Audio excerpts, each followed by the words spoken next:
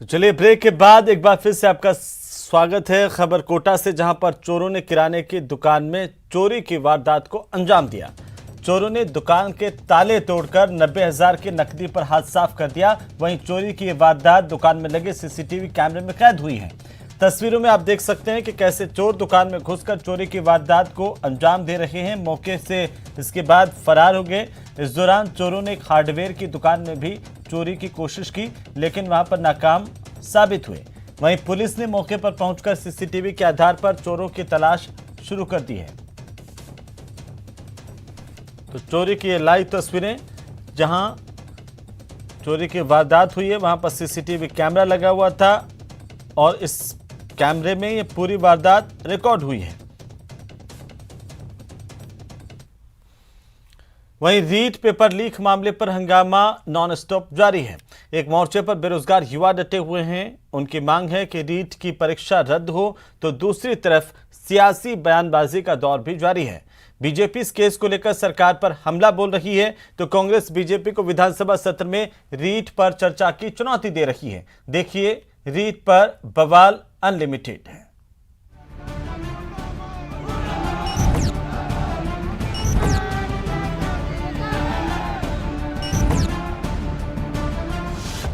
REET paper leak पर तेज हुआ संग्राम। ये बात साफ है कि इसमें कहीं न कहीं अन्याय जरूर हुआ है, कहीं न कहीं गड़बड़ जरूर हुई है और गड़बड़ उजागर होने लगी। 35 लोग गिरफ्तार हो गए, जिम्मेवार लोग बर्खास्त होने शुरू हो गए। बीजेपी को नौटंकी बंद करनी चाहिए। बीजेपी को राजस्थान की विधानसभा आ रही है, 9 तारीख को तैयारी करनी चाहिए। रीट पेपर लीक मामले को लेकर युवाओं में रोष बढ़ता जा रहा है। शहर शहर युवा अपनी नाराजगी जता रहे हैं और जगह जगह विरोध प्रदर्शन कर रहे हैं। छात्र रीट भर्ती परीक्षा रद्द करने की मांग कर रहे हैं, तो वहीं पूरे मामले की सीबीआई से जांच करवाने की भी छात्र मांग कर रहे हैं। रीट परीक्षा में धांधली की कलई खुलने के बाद युवा बेरोजगार अपने भविष्य को लेकर चिंतित हैं। एबीवीपी की अगुवाई में जयपुर में गुर्जर की थड़ी पर कोचिंग के छात्रों ने मानव श्रृंखला बनाकर अपने विरोध जताए।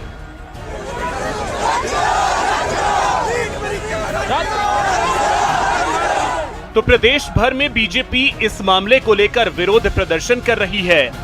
बीजेपी की मांग है कि रीट परीक्षा रद्द की जाए।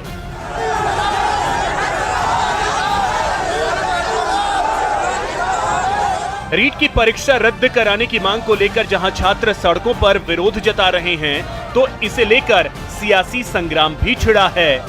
बीजेपी का आरोप है कि अलवर कांड की तरह सरकार रीट की विफलता को भी छुपाना चाहती है। तो कांग्रेस का पलटवार है कि सरकार इस मसले पर विधानसभा में चर्चा को तैयार है, लेकिन बीजेपी सियासत छोड़े। ये बात साफ है कि इसमें कहीं न कहीं अन्याय जरूर हुआ है, कहीं न कहीं गड़बड़ जरूर हुई है और गड़बड़ उजागर होने लगी। 35 लोग गिरफ्तार हो गए, जिम्मेवार लोग बर्खास्त होने शुरू हो गए। सरकार की नीयत पर शक है। सरकार छोटी मछलियों को पकड़ेगी और बड़े मगरमच्छों को बचाएगी, और उपाय यही है कि राजस्थान की सरकार निरपेक्ष नहीं। अलवर की घटना देख लीजिए, किस तरीके से बर्बरतापूर्ण वहाँ घटना हुई और उसके बाद लीपापोती कर रहे हैं। तो मुझे लगता है कि इससे सरकार से कोई पारदर्शी तरीके से निर्णय की उम्मीद नहीं है। बीजेपी को नौटंकी बंद करनी चाहिए। बीजेपी को राजस्थान की विधानसभा आ रही है, 9 तारीख को तैयारी करनी चाहिए। जिसके खिलाफ जो बात करनी है उसको राजस्थान की विधानसभा का मंच खुला पड़ा है। अगर किसी के व्यक्तिगत आरोप भी लगाने हैं तो राजस्थान की विधानसभा के नियम और प्रक्रिया बने हुए हैं, वो नोटिस दे और व्यक्तिगत आरोप भी लगाएं। वहीं रीट पेपर लीक मामले में राजस्थान हाईकोर्ट अब 8 फरवरी को सुनवाई करेगा।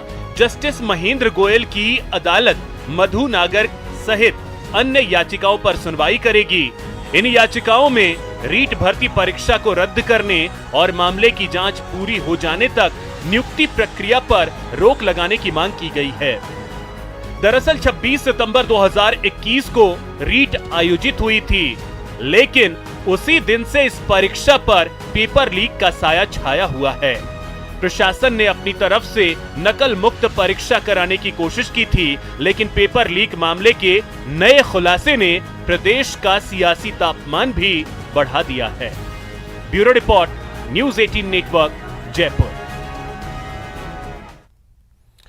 तो वहीं अब बात आम बजट 2022 से मरुधरा के कारोबार को मिलने वाली नई ताकत की। केंद्रीय वित्त मंत्री निर्मला सीतारमण ने बजट भाषण के दौरान फिनिशिंग डायमंड और कलर स्टोन पर इंपोर्ट ड्यूटी को कम करने के साथ ही लेबल एंड टैग एसेसरीज से इंपोर्ट ड्यूटी पूरी तरह से हटाने का ऐलान किया। माना जा रहा है कि इससे मरुधरा के कारोबारियों को काफी फायदा होगा। खास रिपोर्ट देखिए।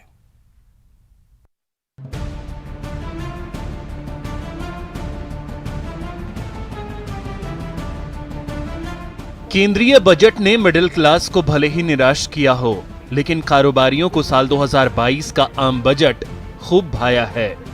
खासकर जेम्स एंड ज्वेलरी और गारमेंट इंडस्ट्री को बजट से काफी उम्मीद जगी है और कारण है इंपोर्ट ड्यूटी में कटौती। दरअसल आम बजट पेश करते हुए केंद्रीय वित्त मंत्री निर्मला सीतारमण ने फिनिशिंग डायमंड और कलर स्टोन पर इंपोर्ट ड्यूटी को 7.5% से घटाकर 5% कराने का ऐलान किया। ज्वेलर एसोसिएशन जयपुर ने इंपोर्ट ड्यूटी घटाने का स्वागत किया है।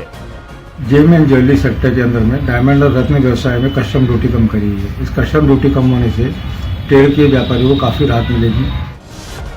प्रदेश की राजधानी जयपुर को जेम्स एंड ज्वेलरी का हब कहा जाता है। जयपुर कलर स्टोन की बहुत बड़ी मंडी भी है। देश का 90% कलर स्टोन का काम जयपुर में ही होता है।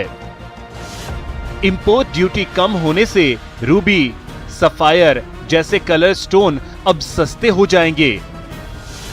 कलर स्टोन की कीमत कम होने से ज्वेलरी के एक्सपोर्ट में तेजी आएगी। फिर कोरोना काल के समय से बाजार कुछ चंद महीनों से उठा था, उसमें व्यापारियों को काफी अच्छा व्यापार मिला था। उसके बाद में डायमंड में एक साथ काफी तेजी आ गई थी, 20 से 30% के लगभग अमाउंट तेजी आ गई थी। इससे व्यापारी और उपभोक्ता दोनों काफी असमंजस की स्थिति में हो गए थे। ग्राहकों को माल महंगा मिल रहा था, लेकिन कल कस्टम ड्यूटी कम होने से इससे थोड़ी बहुत राहत व्यापारियों को और उपभोक्ता को दोनों ही मिलेगी। जेम्स एंड ज्वेलरी के अलावा बजट में वित्त मंत्री ने लेबल टैग एसेसरीज से इंपोर्ट ड्यूटी हटा दी है। इसका फायदा भी यहां की गारमेंट्स इंडस्ट्री को मिलेगा। जयपुर से 2500 करोड़ का गारमेंट एक्सपोर्ट होता है। इंटरनेशनल बॉयज गारमेंट्स पर टैग और अन्य एसेसरीज लगाने के लिए जयपुर भेजते हैं। इस पर लगने वाली इंपोर्ट ड्यूटी हटने से कारोबार को सीधा फायदा होगा। केंद्रीय बजट से मरुधरा को बड़ी उम्मीद थी। खासकर कोरोना की मार झेल रहे कारोबारियों के लिए बजट ऐलान राहत लेकर आया है। इससे मरुधरा में जेम्स एंड ज्वेलरी और गारमेंट्स कारोबार को बूम मिलने की उम्मीद है। Sachin Kumar, news 18 network, Jaipur. और इसी के साथ ही बुलेटिन फिलहाल इतना ही। नमस्कार।